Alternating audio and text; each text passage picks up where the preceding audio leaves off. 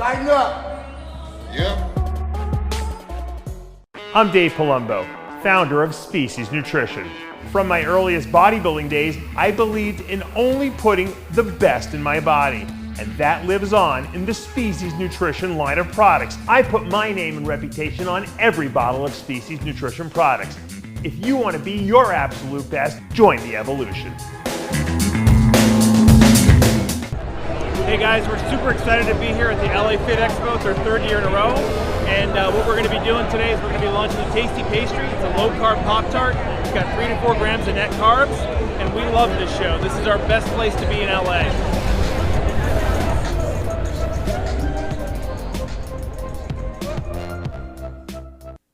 Hey, this is the Game Triple H from the WWE. You're watching RxMuscle.com, the truth in bodybuilding.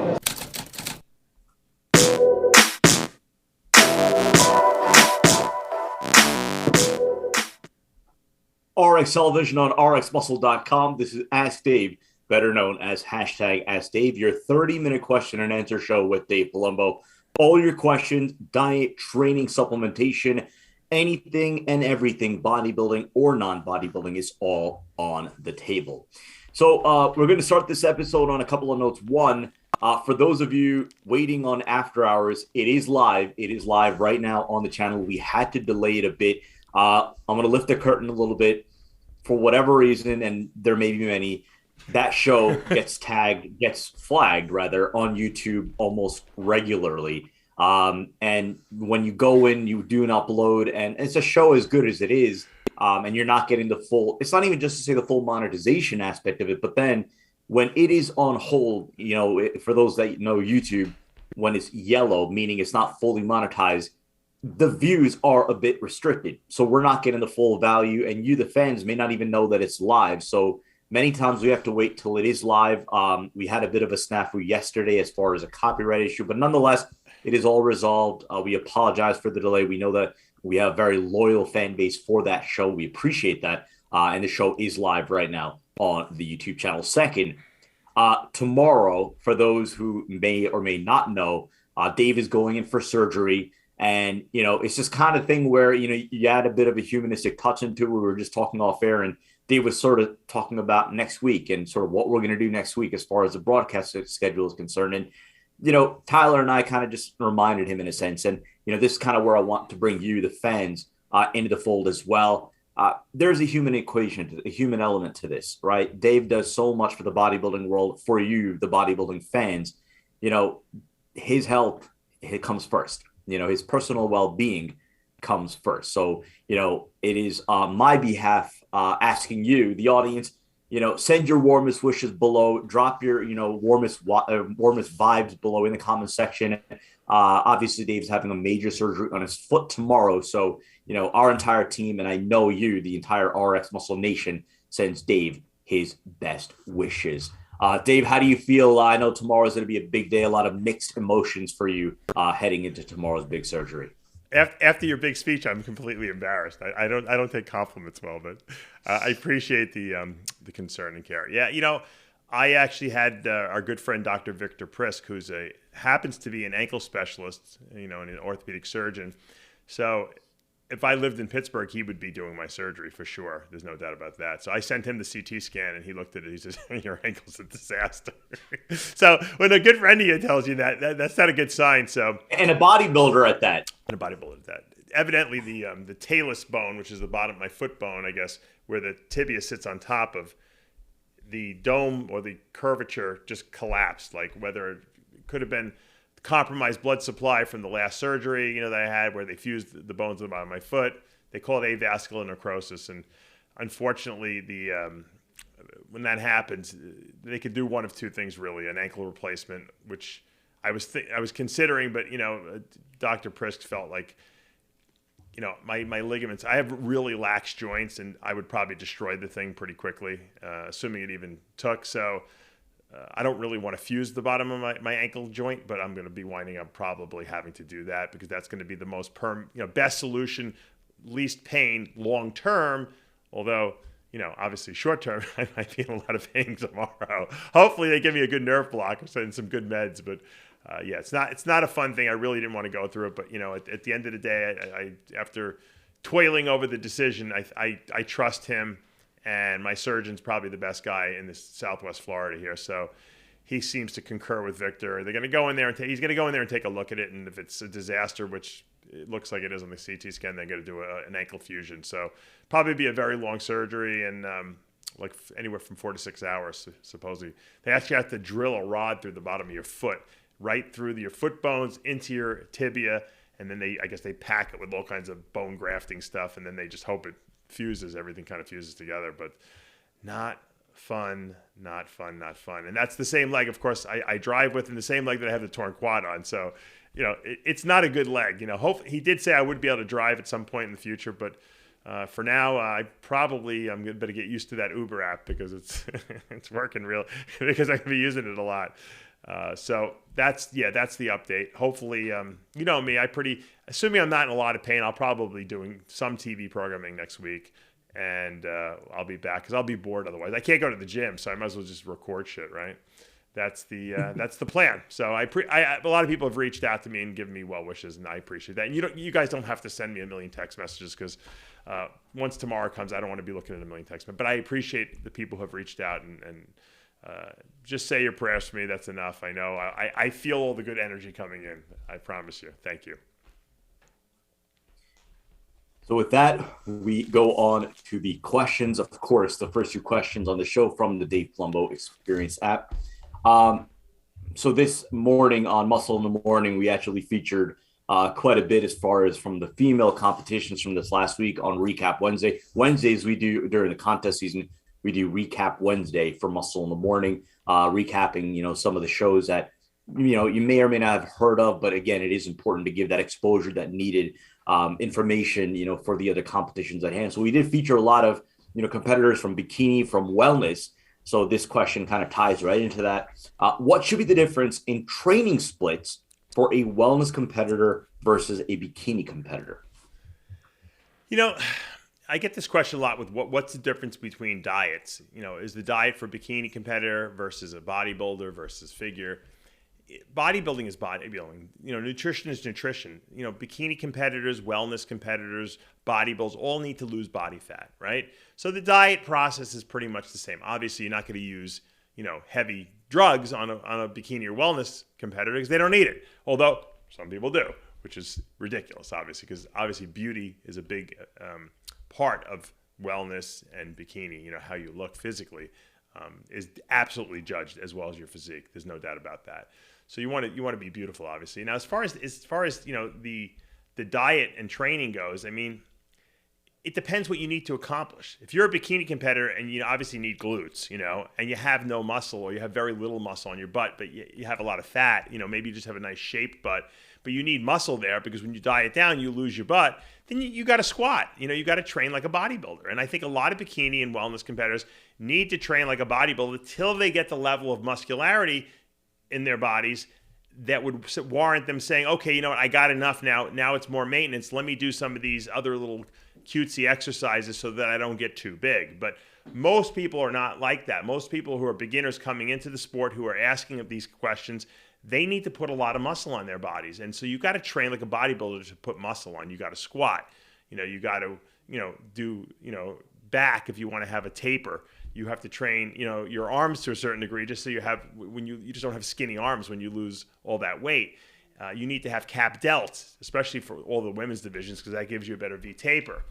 And all these exercises are the same exercises that bodybuilders do. Now, if you're, a wellness competitor, you might not be squatting 600 pounds, because that you can't do that much. But I see some of these girls squatting 315 for reps, and I'm like, holy mackerel. But that's why they have glutes and hamstrings and quads, and that's important for wellness. Now, for bikini, you don't need to have humongous legs, but if you have skinny legs, then the judges are telling you your legs are not big enough and well developed and shaped well, then you got to train like a bodybuilder to get that. So it really depends on what you need to do to your physique, given what you have right now. And then once you get the muscle you need, and once your physique is well developed, now you have to say to yourself, okay, well, I don't need to train that heavy anymore, because I don't want to put more muscle on, because the judges are telling me this is enough. So now maybe I can do more lunges, Maybe I'll do some, for bikini, plyometrics used to be real big back in the day, but that was because a lot of girls were going from figure down to bikini, and they couldn't get their legs bigger because they didn't want big legs. So they would do more like exercise that wouldn't necessarily build muscle, but might just help give better quality to the muscle that they have. Most people who are just starting or who are younger competitors do not have that problem. Their problem is they just don't have enough muscle yet. So for those people, you got to train like a bodybuilder. And in that sense, it doesn't really, the training doesn't change much. I might, for bikini wellness girls, give them an extra leg day, like maybe just work their glutes, one day. And the second day would be the full leg day where they're squatting and they're leg pressing and or hack squatting and extensions and leg curls and, all those kind of things. Once again, the basic core exercises are the same for everyone. Second question, again, from the Dave Palumbo Experience app. So this question is from the perspective of general health, balanced diet, but I'll ask you, I guess, from that perspective, but then also to elaborate from a bodybuilding perspective, off season, and when on diet. And that question is about fruits and milk in particular. I understand they're both high in sugars and carbs. Is there a natural benefit to a balanced diet? And then again, advancing that from a bodybuilding perspective. Well, most people who diet for competitions to lose weight do not drink milk, okay? Milk has a lot of lactose in it, and most adults don't handle lactose well. And even if you can digest a little bit of lactose in your gut, milk is a mucus-producing, or it's like an irritant to your digestive tract. We've talked about this. I don't know if it was on the last Ask Dave or it might be a bit on Heavy Muscle Radio, but I was talking about the fact that dairy products in general in high amounts don't really lead to a very dry look in the physique. It kind of gives a very bloaty look. And a lot of people almost have like a low grade allergy to the lactose in milk products. So I would absolutely limit that. Now, obviously fruit while dieting for a show is the worst thing to eat. It's just pure sugar. There's no real added benefit for that. If you want the phytonutrients, the antioxidants, the vitamins in vegetables and or fruits, okay, use a supplement like I've been using a supplement for 25 years. I have all my clients use it. I recommend it to them. It's called Juice Plus. I have a link on my DavePalumbo.com website. I don't sell the stuff, but I'm a distributor of it just because I've been using it so long that they just made me a distributor of it.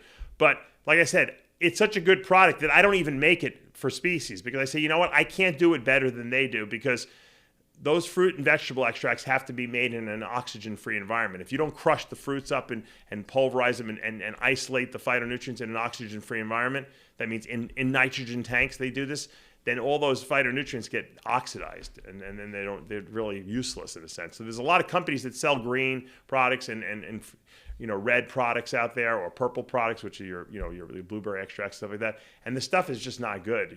It's oxidized and a lot of it's not really having any health benefits. So yes, I'm an advocator of the extracts because they don't have the fiber or the sugar in it. But at the same time, if you're in the off season and if you want to have a piece of fruit, that's fine. But you're not going to be getting a significant amount of nutrition from the fruits and vegetables because even in the off season, who wants to eat a ton of sugar? It's not doing anything for progressing your physique. I mean, in the summer, I eat a ton of watermelon. I like watermelon. It's quenching, thirst quenching. It tastes good. But I don't have a weight problem, and I'm not dieting for anything. But if I was contest dieting, I would not be eating watermelon every day. That's just the way it goes. There is a level of sacrifice that's necessary, And these questions are very good questions that people are asking because a lot of people just don't know the answers to these.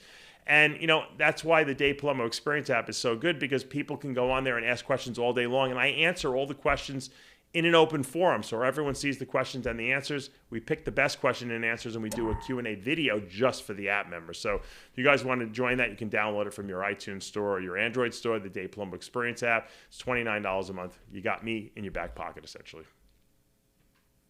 Let's go to our Instagram questions. Again, if you're not already following us there, handle is official_RxMuscle. If you're watching us for the first time on YouTube, we ask that you subscribe below, hit the notification bell. If you like what you're watching, hit the like button, comment below, and as always, we appreciate your support throughout the course of the calendar year. Let's go to Cold Terp 710. Any natural remedies to reduce gyno sensitivity? Not really. If you have gynecomastia, which means that the breast tissue in a man is growing in response to estrogen or in response to prolactin. Once those glands start to grow, you can kind of get them to shrink a little bit, but the tissue is still there. So whether they're swelling or they're not swelling, you still have glandular tissue here. And when you dye it down, you're going to see that glandular tissue because it's never going to go away. You might not have big nodules hanging, but you're going to always have something here that's preventing you from getting that squared off pecs. And the only thing that will fix that is gynecomastia surgery. Obviously, Dr. Blau is a very dear friend of mine. I've been sending people to him for 30 years. He worked on me back in 1991, removed my gynecomastia, and he's still doing it. He's the #1 guy in the world, and he's out in White Plains, New York. He's a great guy. There are other really good surgeons too, but I think he's the best. And it is a cosmetic procedure. If it's annoying you guys and it looks bad and the judges have said things to you and coaches have said things to you, get it taken out, because you can play with Arimidex and Nolvadex and all you want. And you know what? It's never going to go away until you have it surgically removed. The only people who benefit from taking a little Nolvadex are people who get a little fluid retention around there but don't really have glands.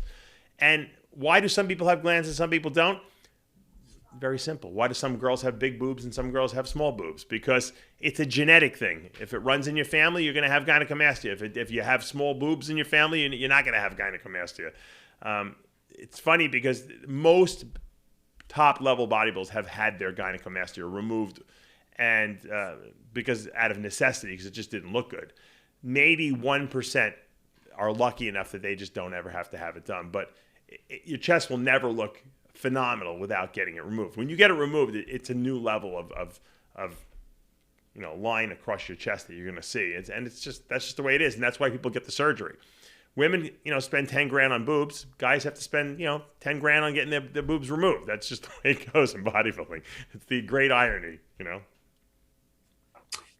We've been getting a lot of questions about this. I figured we would wait to the show to answer this question. It's about Nathan De Asha. He recently said on a podcast, and I believe it was on Xavier Will's podcast, good friend of the show, about how he takes Tren all year long. I don't want to misquote, but I believe he said basically to the effect of how, again, as far as just maintaining overall strength, has not really experienced the negative side effects that most generally do with prolonged Tren usage. But your thoughts on Nathan De Asha taking Tren year round? At one point in my career, I said to other people, I said, I really believe that you can take testosterone, Trenbolone, and GH and never have to take another steroid, and you can look just as good. And I actually did that for probably the last 2 years that I competed, and I looked really good.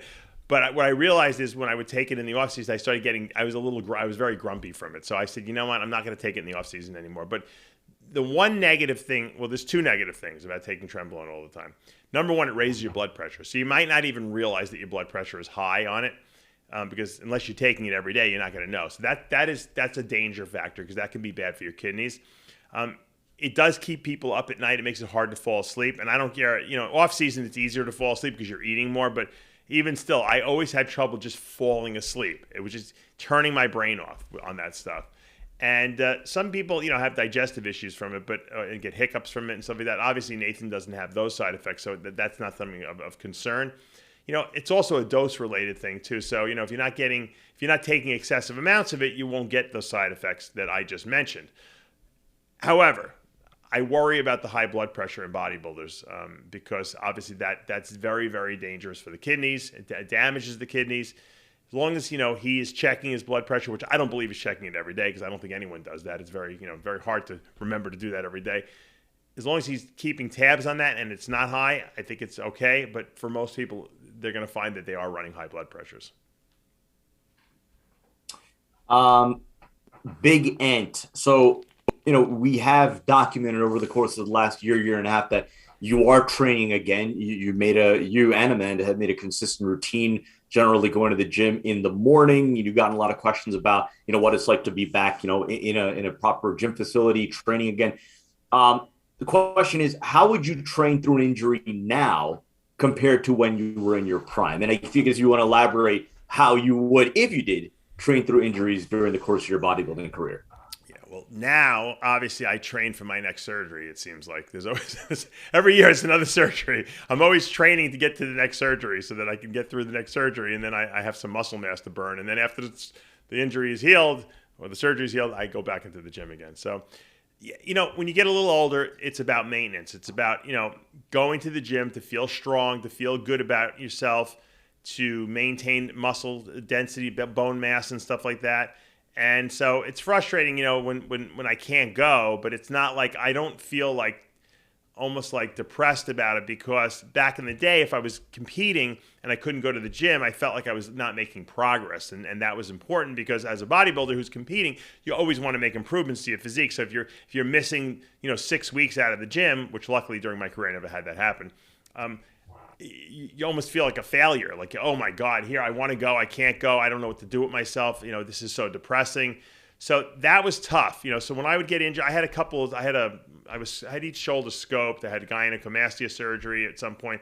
So those are and I had a hernia repair of an umbilical hernia. But aside from those, I really didn't have any surgeries. And the funny thing is, I never even got hurt really when I was competing. If I pulled a quad muscle or maybe strained a pec or something like that, that was maybe the worst thing that happened to me. And I one time I did hurt myself. I was guest posing at a show, and there was oil on the stage, and I would do a split during my routine, and I slipped and because of the oil, and I tore my groin muscle. That was really painful, because I had a guest pose the next 4 weeks in a row, and I was on an airplane, and it was sore, and it was all black and blue, but I still went to the gym and trained around it. I just couldn't train legs for those.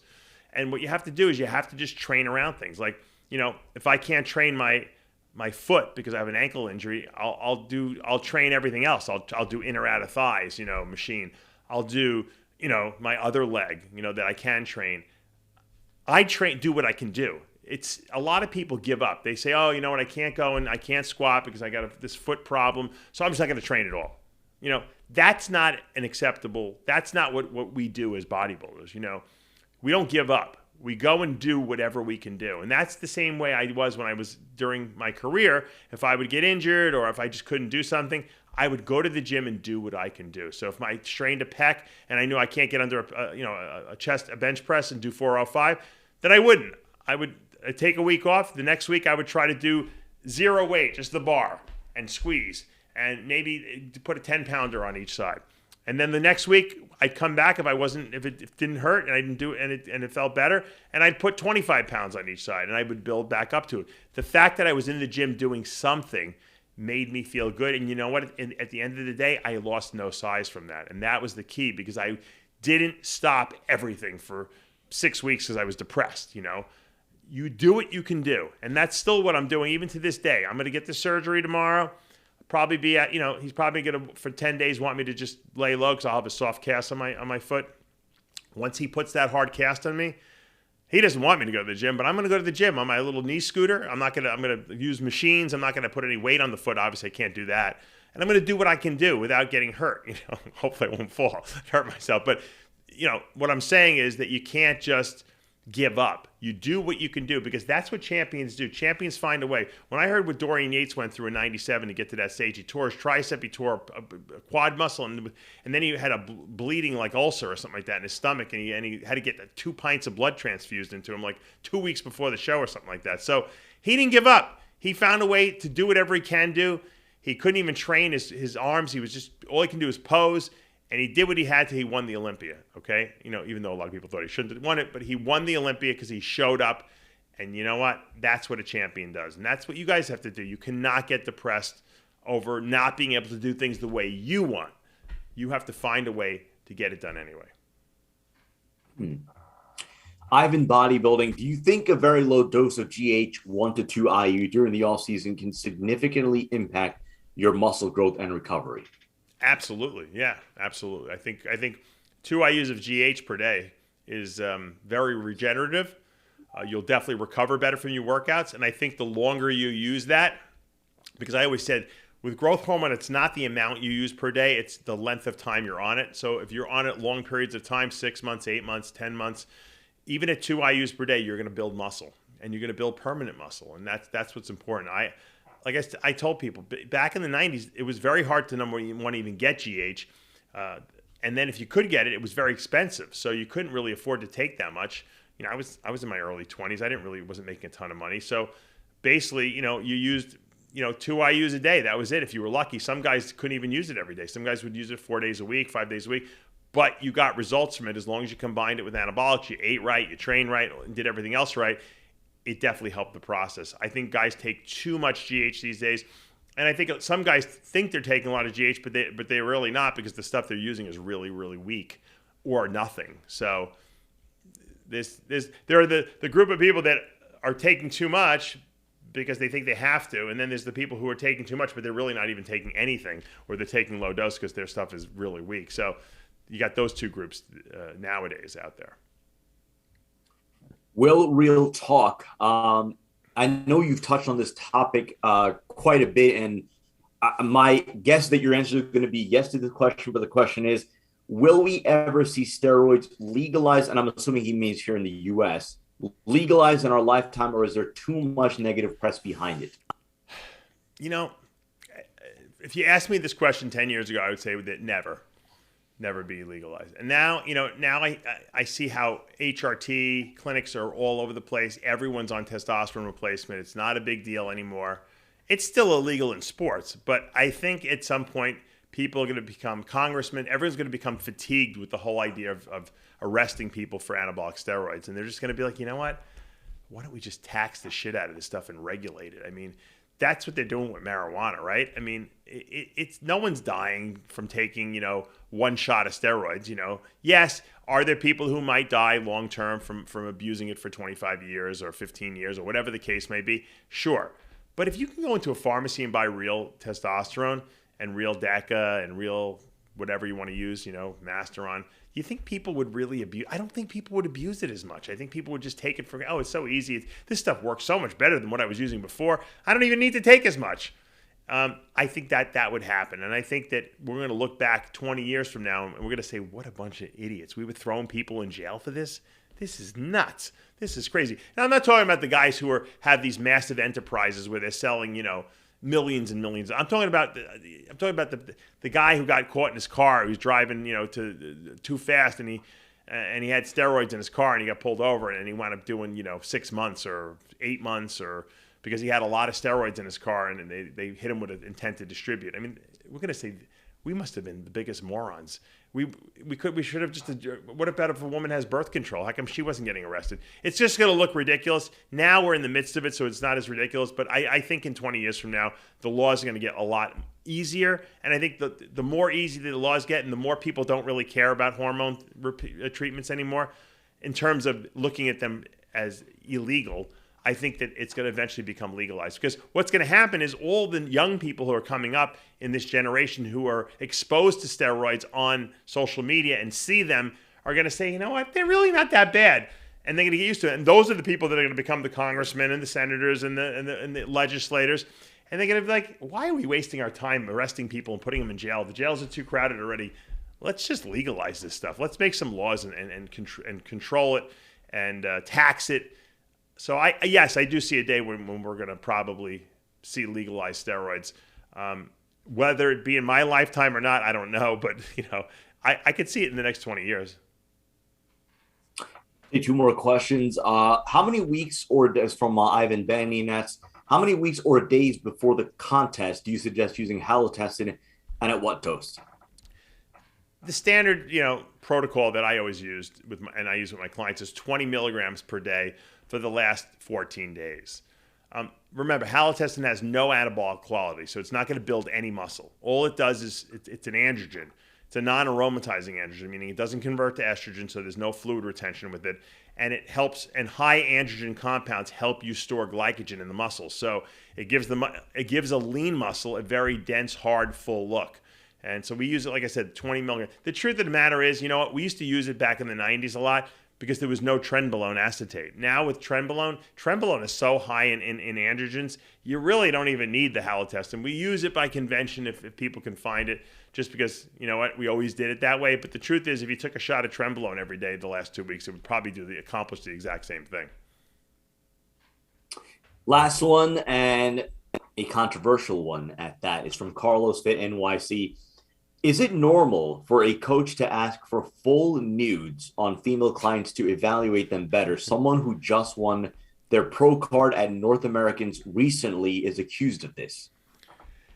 Yeah, I think, I don't know who the coaches were. I don't even know who the athletes were involved, but there's a lot of perverts out there who are just, they use their position of authority to get girls to, give them nude pictures or even pose nude for them. There's no reason to have a person nude. Now, that's not to say that I haven't walked into a room, where I was helping an athlete and the athlete, had no top on because she just got spray tanned or something like that. That's a different story. But I'm talking about like a coach telling their athletes, "I need nude pictures to get a full assessment of you." That's bullshit because they're not naked on stage. So a posing suit should be adequate for you to determine if the person's in shape or not, And so there's a lot of shady. If people start asking for that kind of stuff and demanding it, I would run for the hills. Especially if my daughter ever told me that, I would want to beat the piss out of the guy who told her that, because that's just not necessary and not called for. And there are a lot of people that do it out there. Believe me, I know that for a fact. And you know what?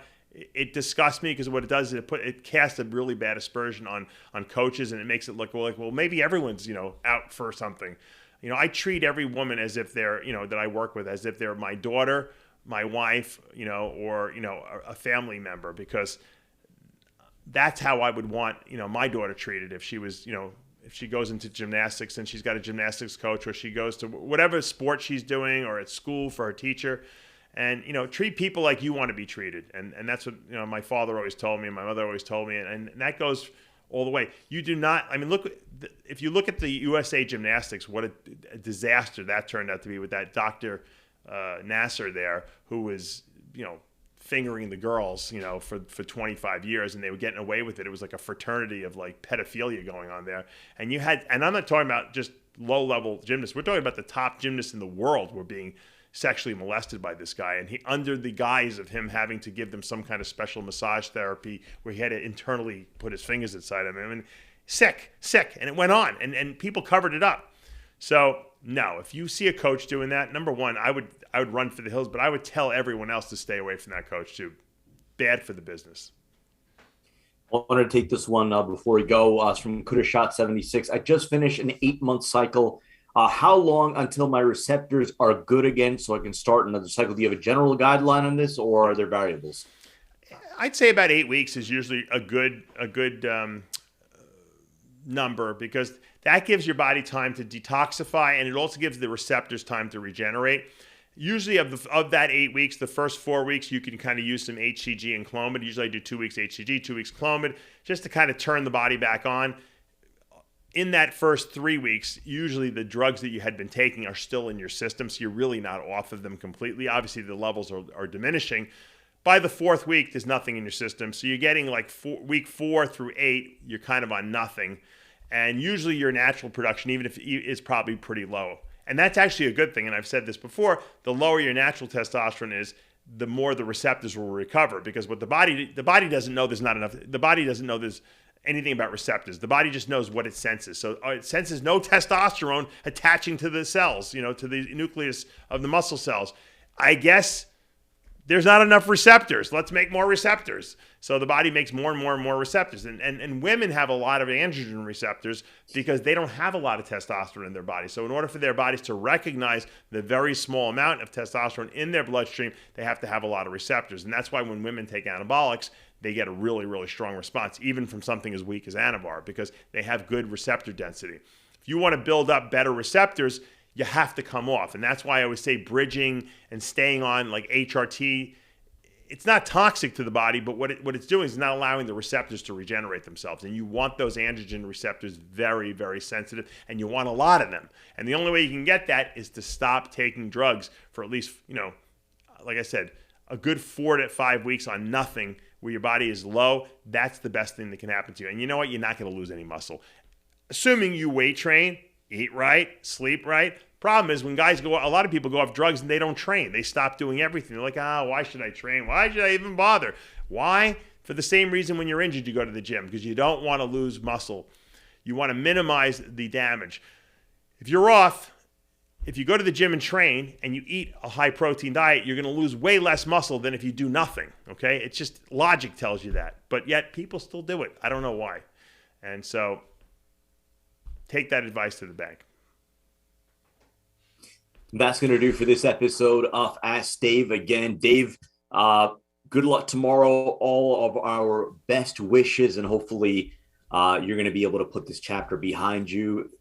Hopefully everything goes well tomorrow, and then a speedy recovery. Thank you. Over the course of the next few days and upcoming weeks. For Dave Palumbo and Tyler Shore, I'm Sadiq Faruqi. We'll see you next week.